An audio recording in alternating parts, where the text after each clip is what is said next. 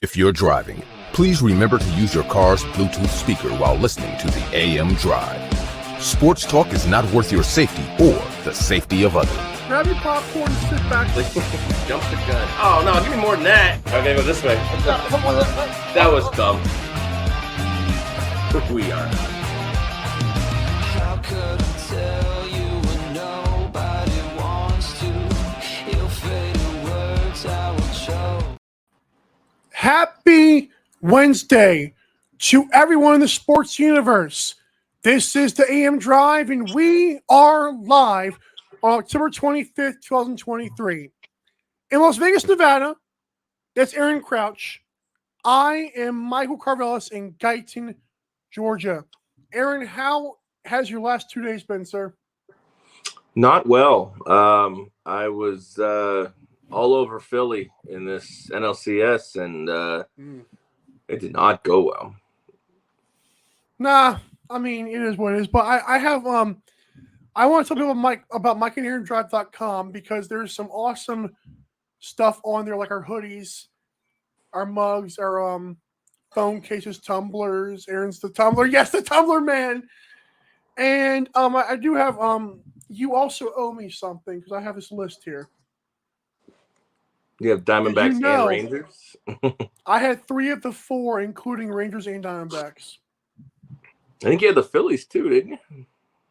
I had Phillies, yeah, and then you had the Astros. Those cheating Astros. Those bastards. So I just want to let you know that MikeandAaronDrive.com will be in your future. I finally got my black mug. A bet's a bet. I can put this. I can maybe put this inside of it. I'm kidding. It's I'm Just I'm because gonna try it's black doesn't mean it's bigger. This family-friendly show. MikeandAaronDrive.com. Welcome to the show. All right, Texas Rangers, Diamondbacks, Arizona Diamondbacks. I'll be honest. I think Rangers might win it at this point. It's funny because I was high on them for a little bit, even though I was trying to sneak the Astros in there. I thought if Rangers had health, this team looked pretty good. And who needs pitching health in this day and age? It appears that my rooting interest will be with Arizona simply for the story. Yeah, I think that Arizona's good and they're young and they're not supposed to be here. I think you're right. I mean, they took down the mighty Phils. They took down the Dodgers at this point. It's a little bit of a Cinderella story. I guess you could say the same with Texas, even though they've got a lot of the big contracts with Seager and Scherzer, etc. And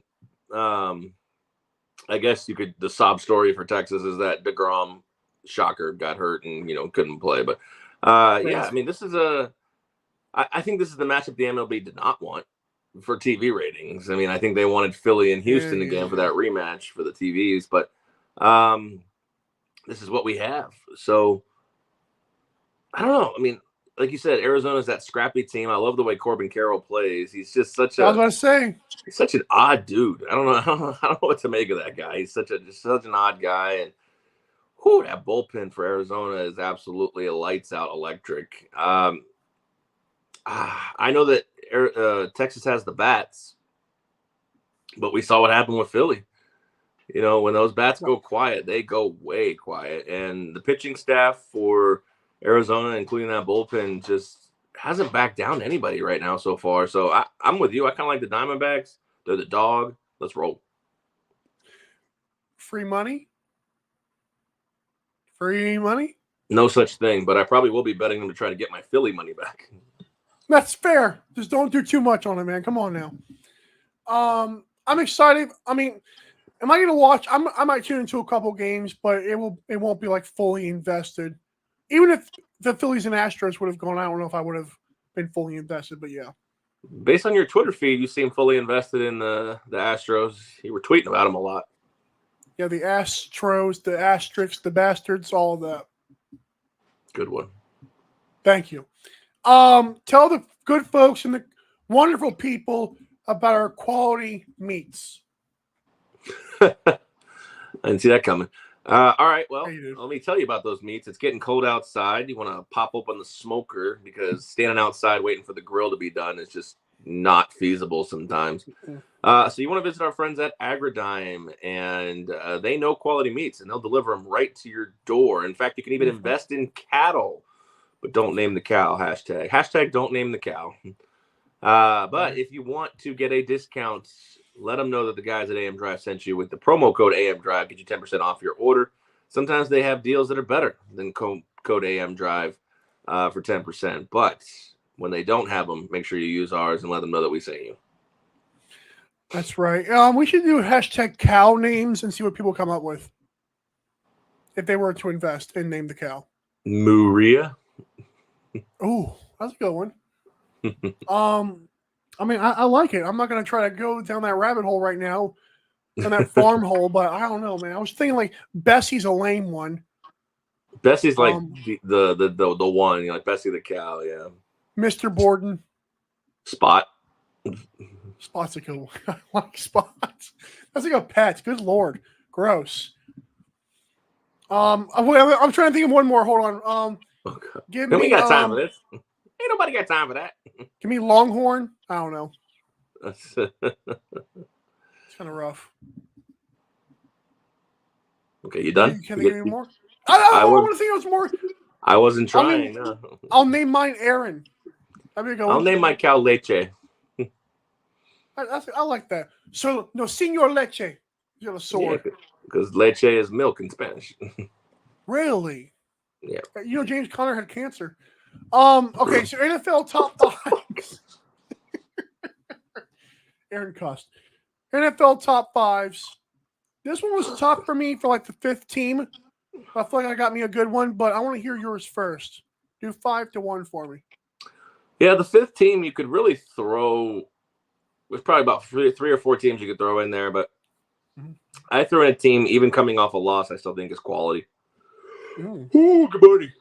Good morning. It's AM Drive. For me, for number 1, I'm going to go with Philly. They feel like the most complete team right now. And they feel like, despite the fact that they lost to the Jets, they feel like they can step on the field with anyone and play and beat anybody. So number 2 for me is Kansas City. They're getting their stride now after that opening loss. Number 3, still up here, is the San Francisco 49ers. We've had some Brock Purdy trouble lately, but I still think when healthy, they're one of the best teams in the league here. Number 4, Baltimore. When they play the way we expect them to play, they probably deserve to be a little bit higher on this list. But when they play down, which is why they sit where they sit, they play down to the inferior opponents. And number 5 for me is the team that Baltimore destroyed. Ultimately, I tabbed them right now at a number 5, but again, it's not a stronghold on the 5 spot, and that's the Detroit Lions. We have the same top 4, but none of them are in the same place, which is going to be fun. And our top 5, our 5th team is different. Okay. Number 1, although Detroit Lions were considered. Number 1 for me, the Kansas City Chiefs, a model of consistency. Their defense is playing very well. And even though they did lose to the Lions week 1, they seem to just keep everybody at the door, even though they've had a little bit of scares, but they pretty much controlled their games. And you can imagine if Mahomes gets a rapport with these receivers, it's going to be gross. Number 2, the Baltimore Ravens are my number 2 team. I do trust Lamar, and maybe this is recency bias from beating down the Lions, sure. Because I actually on Friday said I'm starting to believe in the Lions all of a sudden, which is weird. And then as soon as I say that, but I feel like the Ravens, I mean, their defense, I said I would like them against Kansas City. I don't trust Buffalo. I don't trust Dolphins. I think Baltimore's right there with the Chiefs because they beat them a few years ago. That was seems so long ago. Number 3, the Philadelphia Eagles, who probably are the most complete team, but Jalen Hurts without my new head coach is very interesting. It's almost like Justin Herbert without my new head coach. It's very weird how those coordinators work out. But Nick Sirianni kind of leaves, and Jalen Hurts has not been as fantastic as his Cinderella year last year. Number 4, I'm saying number 4, the 49ers. I don't trust Brock Purdy at all. but I do trust this entire team as a whole, and I don't think there's anybody that's going to come close in the 5th spot. So the 5th spot's going to be the Jaguars. They won those 3 time zone games in triple weeks, which does not make any sense. I guess that's the downside of playing back-to-back London games. I don't know. But the NFL is trying to screw them some way. And Jaguars said, "No, we just won the AFC South in week 7, so good for them." The thing is, I don't think the NFL tries to screw them. They invite this stuff. I mean, Shad Khan. I mean, I don't think the players do, but I think obviously the owner does. But yeah, I like the Jaguars too. I consider them as well, and I just think right now, if I line them up on a neutral field, I feel like the Detroit's got just a little bit of upper hand, but no sweat off the Jags. It's amazing how Calvin Ridley has done nothing, and they're still rolling with the same, basically the same team. We didn't say that. Yeah, the first week we were like, "Oh, Calvin Ridley doesn't miss a beat," and that was it. He was like, "See you later." I probably trust the Lions more in that neutral field game as well because of the fact that they have a nastier defense, and I don't think Jaguars defense can hang with much. Right. Well, there's only one way they're going to play on a neutral field, and that's the Super Bowl. So we'll see. Oh, that'll be gross. College football top 5. I'll go first here. There are 4 teams plus 1 because the playoff is not expanded despite all the talk every single week about it. Number 1 for me stays pack, the Michigan Wolverines. I've been hearing some J.J. McCarthy apologists now. For a guy who's not asked to do much, they sure think he could be the best quarterback in the draft. That could be where he falls to. But regardless, Michigan is shutting down every opponent they face, even though Michigan State sucks. Number 2, Georgia. They're still there. I know Aaron's got them as defending champions. I get that. But I still feel like I guess I do trust J.J. Morgan Carson Beck for what that's worth, which is why Georgia's at number 2. Number 3, hey, Aaron, Florida State. They're my number 3 team. I believe they move up. Yeah, they do move up 1 spot because Oklahoma fell to number 4. I just think Florida State's playing with really good, they've got a lot of magic to them right now, so that's why I put them over Oklahoma. And then number 5 for me are the Buckeyes, although that's probably default by just being the second best Big Ten team. I don't trust them either. Fair enough. We got 4 out of 5 together. None of them are in the right place. Or I'm sorry, I guess the right place. Mine are the right place. I'm just kidding. Right. None of them are in the same place. But I'm sticking with the Dogs at number 1. I feel like they're starting to hit their stride a little bit. I haven't wavered from them, as you know. I'd like to see more out of Carson Beck. But for right now, I still think with that defense and, I think they've gotten the lumps out of some of these games they shouldn't have necessarily been close in, but they rattled off against Kentucky, and they're doing all right now. Anyways, number 2, Michigan, you're right. That defense is just absolutely incredible. J.J. McCarthy, we go through the same thing every year. I mean, they haven't faced anybody with a pulse yet. So I'm reserving the Michigan love, although number 2 is still pretty good. I respect that. Let's see what happens when we get into some games with some teeth in them. And of course, the game coming up in about a month, which Michigan's currently 7-point favorite in. Number 3, actually, no, we do have number 3. We have FSU, same spots. So I have FSU at 3 as well. Jordan Travis continues to impress me. And the defense seems to be coming around, which is what was needed for this team to really feel like a contender. So number 4 for me, I know it's been a tough couple weeks. I got Washington. I feel like that Oregon win is huge. But these last couple weeks against Arizona and I think it was Arizona State sandwiched around that Oregon game. I mean, 15-7, that's not going to get it done. I'm gonna chalk that up and throw it out the window and try to just not think about that. So let me go ahead and put Washington at number 4 here, and Ohio State at number 5. I'm not a fan of Oklahoma right now. So I mean, they were a distant 6 for me. So that's my 5: UGA, Michigan, FSU, Washington, and Ohio State. Well, Ohio State and Florida State's in the same spot, so that's good. Good. That's Ohio State at 5. Oh, I thought you had them at 4. I'm sorry. No, Oklahoma was 4. I was just kind of sandwiching the Florida State Oklahoma talk. Gotcha. Yeah, so we had Florida State, Ohio State in the same spots. Yeah. I like it. I respect that. I love the line of Michigan. I don't trust them yet, but then it's like they're their best team, not named Georgia. I love that. Well, it's not that I don't trust. I mean, it feels like this is the same story every year. They're out Yeah. to like 6-0, 7-0 starts. And then when they Shutting finally, down get everybody. into the teeth, of their schedules and stuff, it's like they just kind of fall apart. And it's not their defense. It's the, Blake Corum was hurt. So, and then like, is JJ McCarthy actually very good? I don't know. We'll see. So. Right. So I made a good point, though. If JJ McCarthy falls into the right spot, he could be the best quarterback, hypothetically, because he'll be a late round pick and a good team will pick him up. I don't know. I mean, look at Brock Purdy. I mean, if Brock Purdy's sitting here on the freaking Cardinals, he's not the same quarterback. That's a good point. Or he's not even starting. Who knows? Right. Speaking of college football, this is the only game I could find that was reasonably discussion worthy in terms of like a national state. I mean, Georgia, Florida. I think Florida State plays Wake Forest, but they're all like 20-point favorites in those. I mean, I couldn't get down with that. So Oregon Ducks and the number 13 Utah Utes without Cam Rising, but like I said before, James Conner had cancer, so it's like things we know already. Oregon's favored. I'm just saying, Oregon's favored by 6.5. The total set at 48. I'm not buying what Utah did to a really crappy USC team. I know USC is still good, but to me, it's like I didn't think USC might win that game anyways. I think Oregon could cover the 7 here and win by like 7 or 10 points.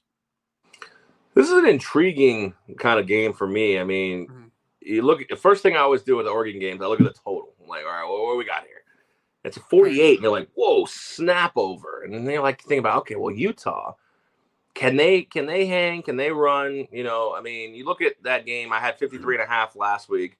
2 defensive touchdowns is really what stuck me in the butt. So, I look at this, and I'm like, man, Oregon can get that by themselves. Can Utah keep up and attract me? I don't know. Bryson Barnes is the most hot and cold quarterback I've seen in a long time. But then I look at this and I'm like, Utah at home, 3-1 against the spread, 4-1 straight up, or 4-0 straight up. Like they just don't lose at home. And I'm like, well, man, I got a round a touchdown. If I wait, is it gonna go up? I've got until 12 o'clock on this coast to kind of figure that out. But if I'm looking at it right now, I kind of like Utah. Just this Pac-12, man. I think a lot of people aren't talking about it. They're all quietly just pretty good. Not great. I don't know if that means they're going to be able to compete in the playoff. I don't know. We'll see. But I mean, I know that Oregon is obviously not wanting to lose this game. I think Oregon gets out of there by the skin of their teeth by like a 4-point victory. Utah, give me Utah plus 6.5. So if this game was 7, would it be very weird to you? Because I feel like Vegas kind of wants me to take Oregon, which I just got baited into doing. I think Vegas is baiting Oregon right now. If it gets to 7, I think you'll see money come back in on Utah. I know that's only a half a point. And for me, when I was first learning gambling, like half a point, people are like, well, who cares about a half a point? But 7 is 6.5. all those key numbers matter more than most. I mean, this game could still finish, Oregon minus 13 or Oregon wins by 13, but just those half points are just crazy. I mean, this game started at at Oregon minus 5, and it's already been pushed up 1.5 points. So,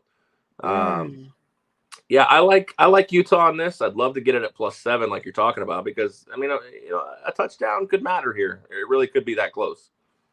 Or it's 28-21 Oregon, which would suck for 6.5 for me, at least. And it would be 49, so it would be right there. That would be worse if I skipped the over and or skip the under. Well, the under, I don't know. It's weird. What about your famous teasers, man? Well, if you're asking for a teaser, sure, I would obviously tease Utah in that spot. But I'm just saying, like, if I'm trying to cap this straight up, I'm going for Utah. I'm definitely. But you're probably going to do a teaser, though. Maybe. Combine this. Oh, you already did it. I was going to say combine with the Vikings 49ers, but it's too late. No, I went with the Chiefs minus 1 against Denver with that. -1, that's kind of gross. Yeah, -1 or minus 0.5. Okay, like that. I'm stupid. Okay, I was like, they're only favored by 1. Okay, never mind. I'm dumb. They are when I tease them. Right. It's going to be a Schultz show today, but that's okay. There's still stuff to talk about here. Aaron, the good folks would love to know if they suck at golf, how can they still look good? That's all I know. If you want to look good while you suck at golf, which is also another fun brand, you suck at golf. Don't go shopping with them though until they become our sponsor. Right. Visit the folks at shankitgolf.com. You can look at mikeandaarondrive.com and go to this logo. But if you want to go straight to the website, shankitgolf.com, shop till you drop. Use promo code AMDrive for 15% off your order. They've got great merchandise. They got hats. They got polos. They got T-shirts. They've got golf gloves. Anything you can think of to make you look good on the golf course, Shank It Golf will take care of you. They got it in their arsenal there. So once again, promo code AM Drive for 15% off of your order. Tell them the boys at AM Drive sent you. And for that, we were hashtag Shankful. And by the way, this AM Drive cup that I won, I want to do this on screen. All right, good. That's what they do when they win cups. You know, it's funny. Your camera there, when you hold that up, it focuses on the trophy and blurs you out a little bit sometimes. Good. Okay. Well, which may be for the good of the show. Right. No one will ever touch this again, but I'm just letting you know. Yeah, no, that's a cesspool right there. I should put some water in it and do like a Stanley Cup thing. I like it. My teaspoon of water. Okay. Thursday night football. This show has been great today. Buccaneers, Bills. Bills are favored by how much, Aaron? 8.5. That's incredible. Total set at 42.5. Aaron, there's something the Bills have struggled with all season long. It's those nasty defenses. And I know this is a bad team they could beat up on. The Buccaneers are kind of falling. Yeah, I don't know about that. I played the Patriots defense and they won. The Jets defense and they won. And then the Giants defense was finally starting to play better randomly, and they had them pretty good. I think if Buccaneers win this game, even in Buffalo, saying, hey, we're going to smack these guys in the mouth and, beat us. Josh Allen tried to beat us. I mean, we could do plus 8.5 here. Yeah, I don't like anything about this game. If I was on a lean, it would be toward the over 42.5 here in this spot, because if Tampa Bay is going to stay with Buffalo, they have to score points. And right now they're having a hard time doing it. 10 points against Atlanta, 6 points, no touchdowns against Detroit. I mean, they're kind of in a free fall mode here right now. Buffalo was 8.5 last week, and the books got a lot of people to bite. They put this right back up, thinking that a lot of people are going to take the Buccaneers. I don't know. I usually love the home team on TNF, but that's such a funky number to have to cover. But I feel like the Bills can just win this game by like 10 points. So you're thinking Vegas said, okay, I saw what you guys did last week, lost a bunch of money. So this week what we're going to do is give you another good big number. But people are going to say, oh, Buccaneers, they got a good defense. And then Bills just win by 10, 14 points. Okay, I get it. Yeah, I don't think they run away with this, but I would take Buffalo to cover that. Obviously, like you said, I'm the teasy boy. So if you like that Utah, maybe you tease Utah and tease Buffalo back down. I don't see Buffalo losing this game. But there's a way they can find a way to only win this game by 7. So what would that have to be like? We would tease the Bills. We'd have to do the opposite direction, right? You tease the Bills down to 1.5, 2, whatever you want to do. How would you do Oregon and Utah combined with that? I would tease Utah back to like 13.5, and I would tease the Bills down to like 1.5 on a 7-point teaser. I didn't know that would work like that. Cool. Teaser, you move the line whichever way you want. Heck yeah, I can do what I want, when I want, however I want. You pay a little juice for it, but you can move the line however you want. Well, that's the point. Is like I don't want to. Everyone's get the plus this. I'm like, no, you can make money by just getting the juice stuff. I agree with that. Yeah, I mean, I gotta say at this point, and this is just obviously objectively speaking, even though they're my team, but the Buccaneers are bad. They're not a good team. I know they had a good start, but they're not a good team. They've got holes in the offense, holes in the defense. And for whatever reason, why Baker Mayfield is not giving 15 to 20 targets to Godwin and Evans every game, just for the life of me, doesn't make sense. Kyle Trask time, right? Soon. I mean, sure. It doesn't matter.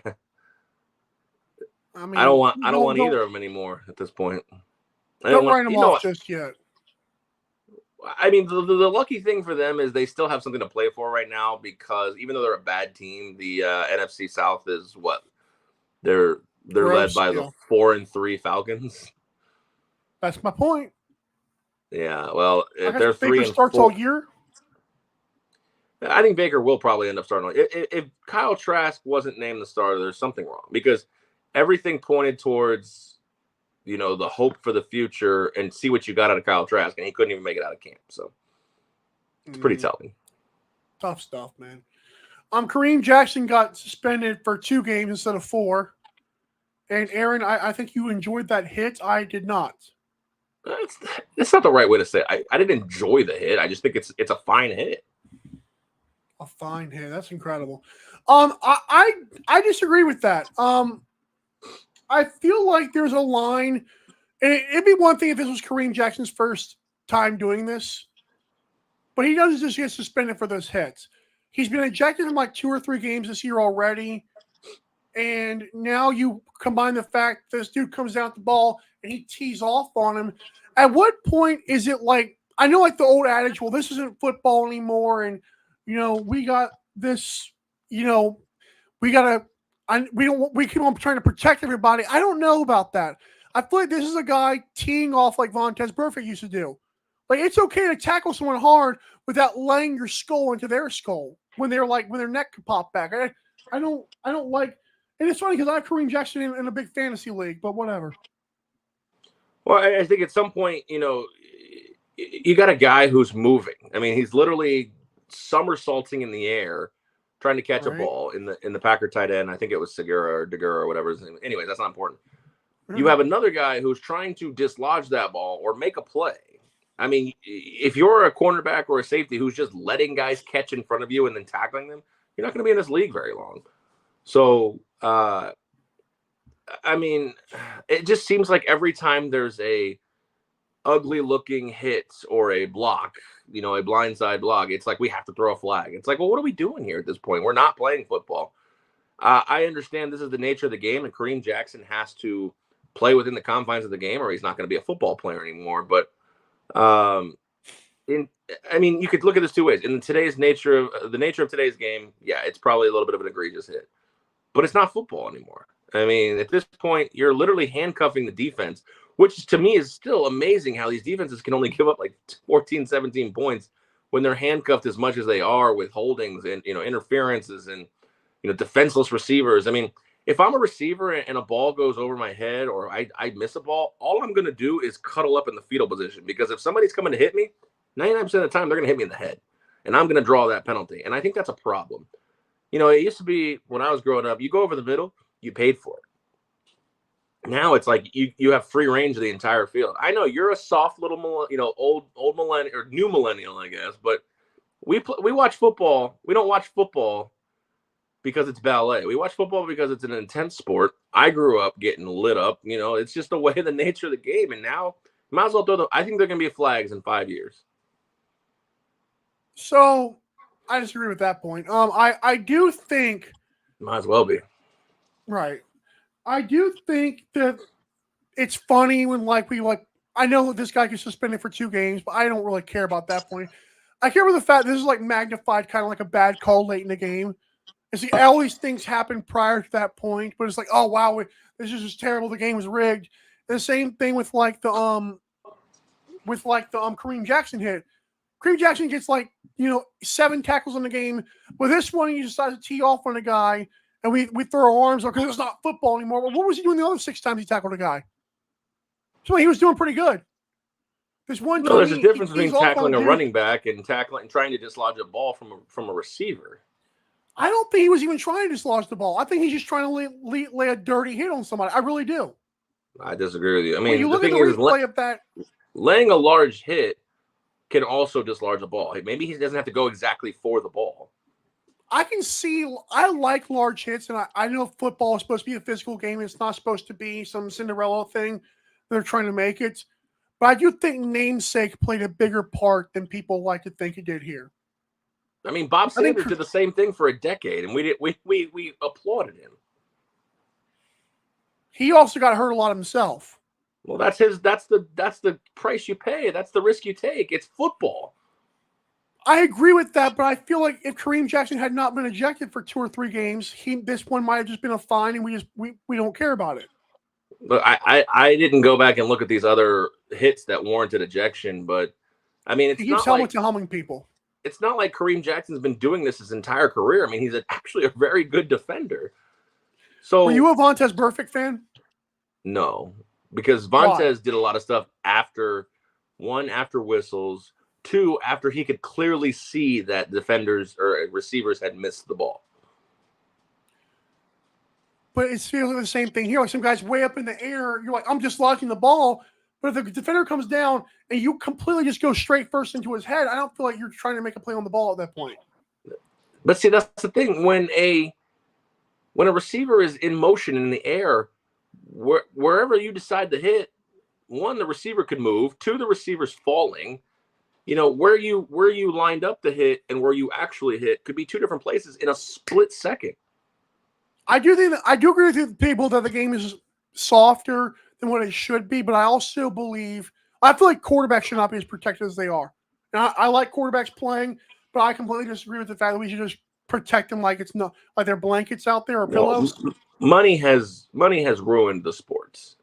There's no 2 ways about it. That's not a hard, concept to grasp. But I'll use this because I played football growing up, and when you hit somebody, like the one thing I can really kind of relate this to is when I'm going to tackle. I play defense. When I go to tackle somebody, when the running back lowers his head, you are going right into his head. You can't tackle him below. If it's not always as easy to tackle him. I think they actually allow those, which is crazy. They allow the running back to plant their head, which is great. Defenders do pretty much do the same thing though on those plays. Yeah, I mean it's very tough to legally tackle at this point. You can't grab their collars. You can grab their hair, which is ironic if they've got long. That's really weird. Yeah.